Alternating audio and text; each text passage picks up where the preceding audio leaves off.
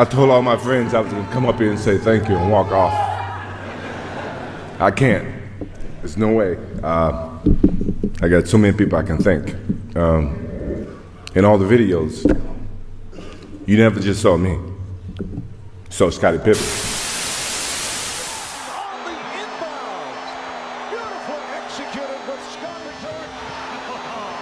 Joined by Chicago's dynamic duo, Michael Jordan and Scottie Pippen. We've got past them. We feel like we're going to be the team of the 90s. So they're going to have to come at us. The team of the 90s! Strong. Oh, major jam. Wow. Michael left. Oh! MJ. Oh, he did it! And Michael shakes the fence. Greatest basketball player in the history of the game of basketball, Michael Jordan, realized his lifelong dream. The man is amazing.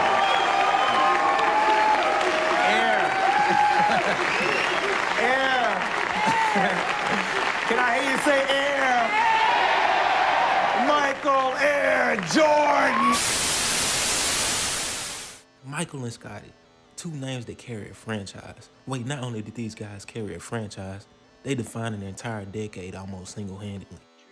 These two led the 90 Chicago Bulls to championship rings 6 times in 8 years, all while pushing the NBA to global fame and putting themselves at the front of pop culture.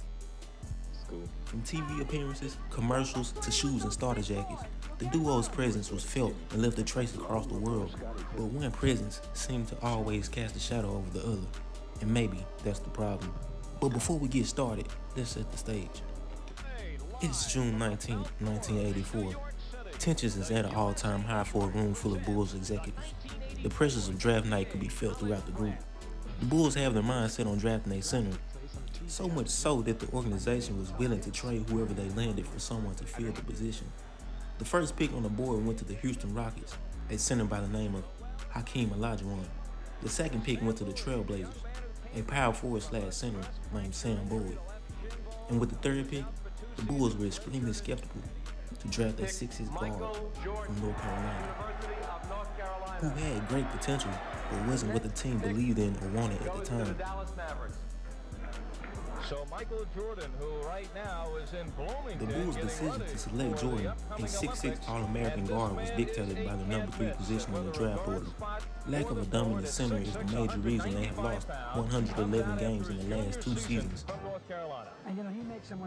Little did the Bulls know, the skinny guard would soon change the basketball world forever. Great creator. Night for the Bulls as Jordan has come up with another scoop. Michael Jordan.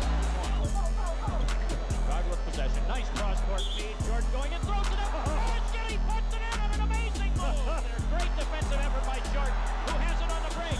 Driving all the way in. Oh, God! An unbelievable move. He put it in and it counts. Can you believe that? Oh, listen to the crowd here now. Everybody is up on their feet. Jonathan Culver just screaming. Now watch him drive. During the 84-85 season, Jordan made an immediate impact. The team had quality guards before Mike, but he quickly made the point that he was a standout player and his talent was rare.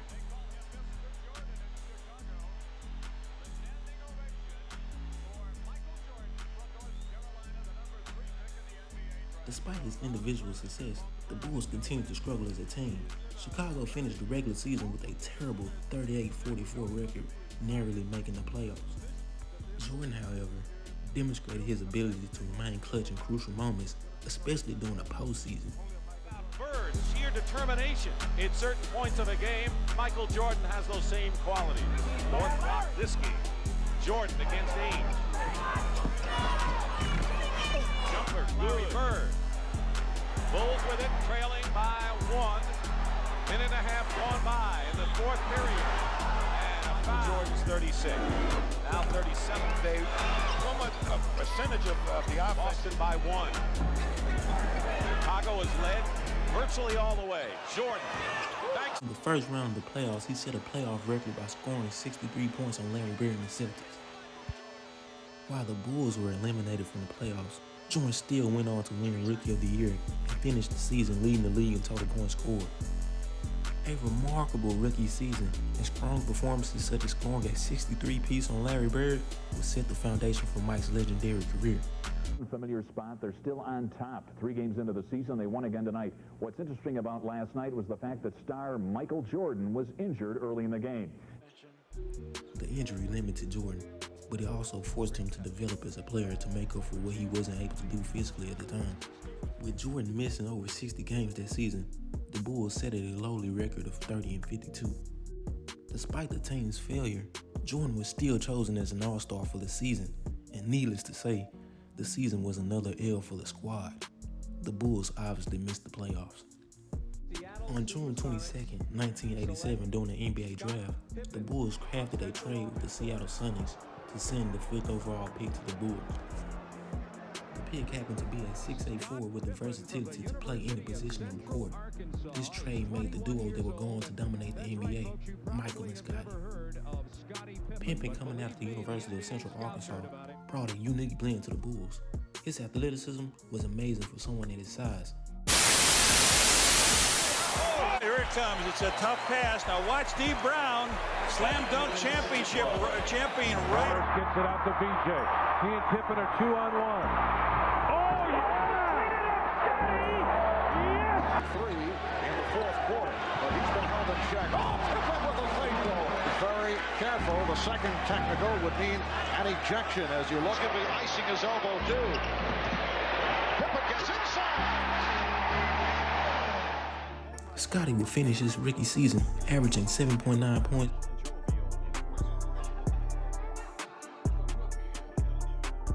While his scoring numbers obviously weren't the best, his impact went beyond traditional statistics. His defensive skills were put on display early. He became known for his length, quickness, and high IQ.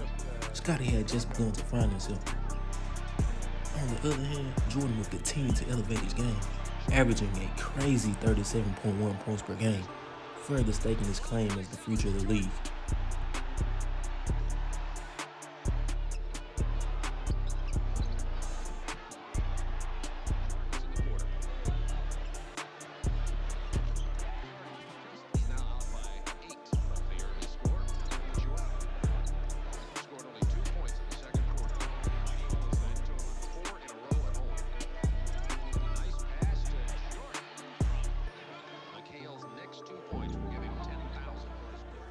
Over the course of the next few years, Scottie and Michael would continue to become more dominant as a duo, and it seemed to be unstoppable at times.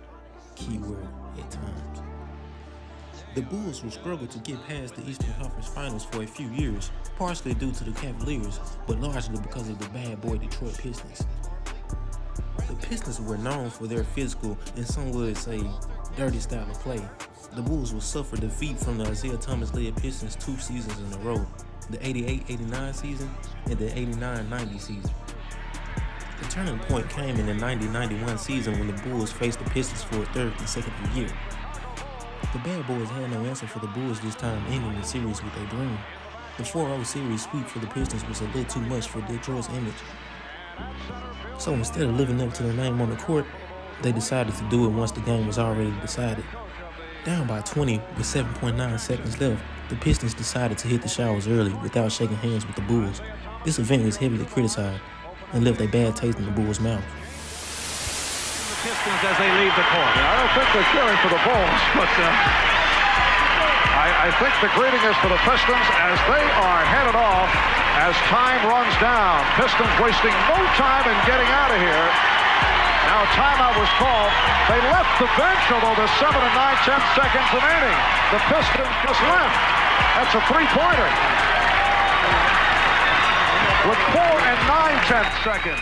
The Bulls took the disrespect as fuel to win the finals, which they did. This marked the beginning of a new era in the NBA. The Bulls were going to win 3 rings in a row, defeating the Lakers, Trailblazers, and the Phoenix Suns. The rings felt like they wouldn't fit on anyone who wasn't a Bull until October 6, 1993. My decision not to play the game of basketball in the NBA doesn't mean I'm not going to play basketball somewhere else. Michael Jordan rocked the sports industry by announcing his retirement. For Jordan, this was a journey of self-fulfillment. For Scottie, it was a chance to run out of Mike's shadow. In MJ's absence, Pippen's production increased across all stat lines. Second in the NBA from 15. Scottie Pippen. On Pippen to take Lloyd one-on-one. In the lane, jump hook. Rolled in. Inside for BJ.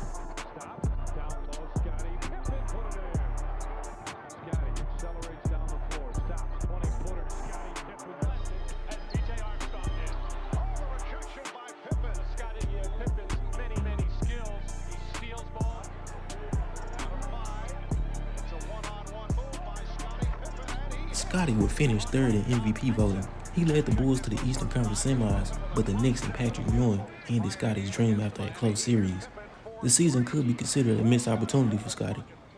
His chance to prove himself without Mike slowly slipped away, and that could be what haunts him to this day.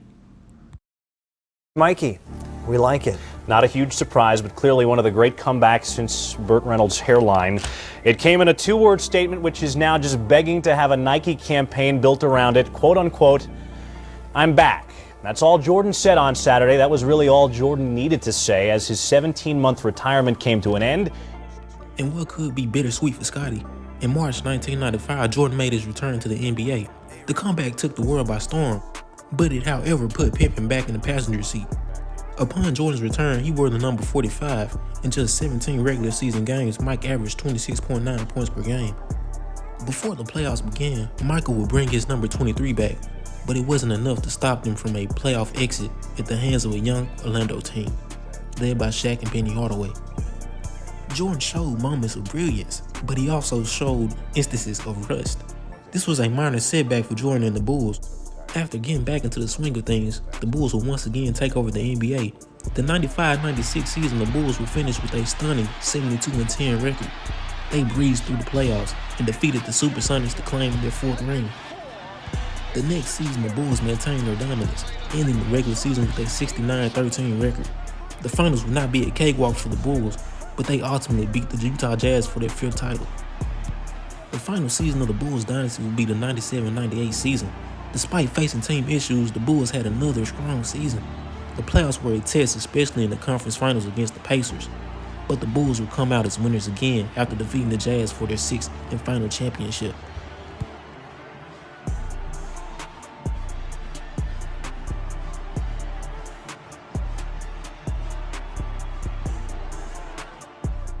Even after retirement, Michael and Scottie seemed to share a strong bond.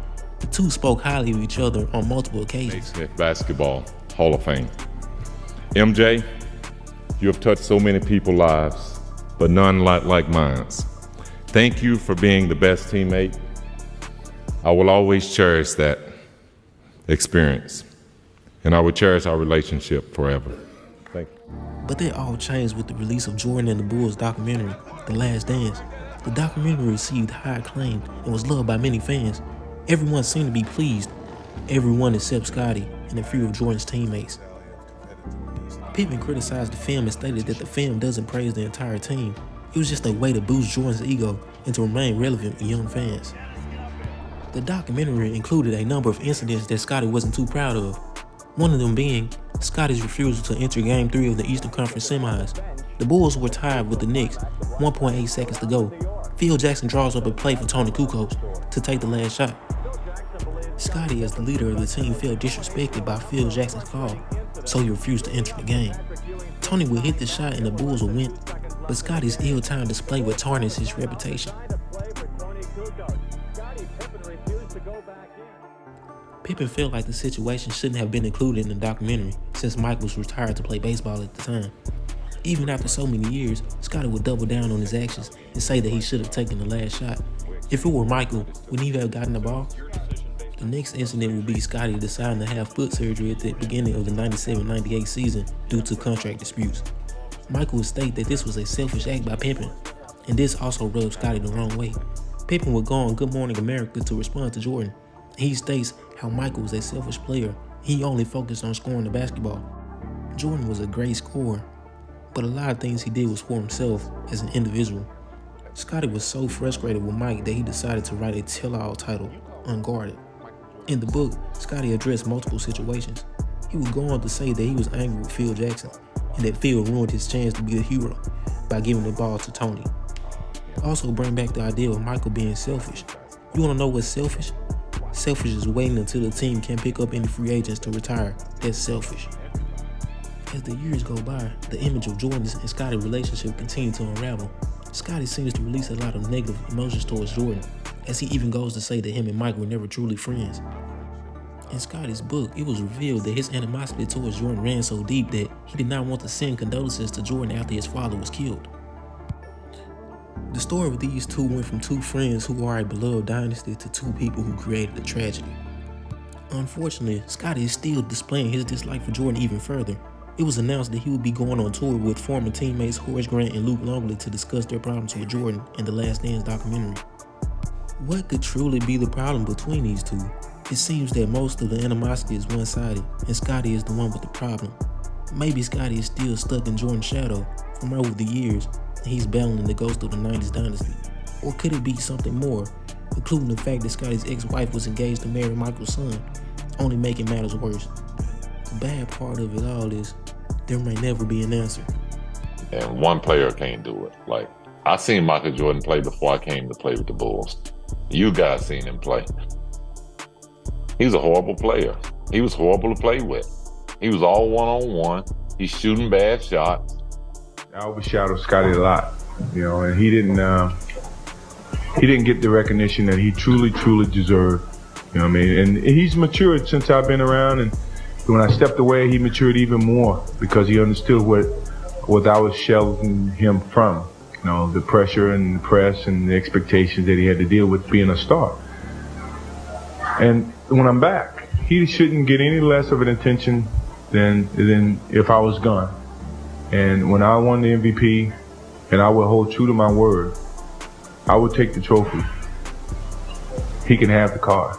I'm gonna make sure he gets the car. Because he's like a little brother to me, and he's prospered and he's moved along. And from a financial standpoint, from a contract standpoint, he's locked in, and he's very deserving of the same $30 million, 30 whatever I get in the next coming year. He's very deserving of the same contract. Because he put forth the effort every single night. He goes through the pain, and we work out every day. He's joined me in working out every day to stay healthy and to get out here and provide for this organization and this city so that we can be healthy and we can continue to be champions. So, that's what brothers do. We share our success, and that's what I'm doing to him.